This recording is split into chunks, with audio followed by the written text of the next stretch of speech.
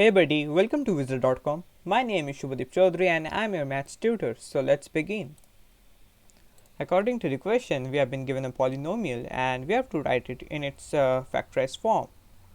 So the polynomial is 56 x cube y cube plus 56y. So this is the first term of the polynomial and this is the second term of the polynomial. Now if we observe carefully, then we can see that 56y is common in both the terms. So what we are going to do is we are simply going to take 56y common from both the terms.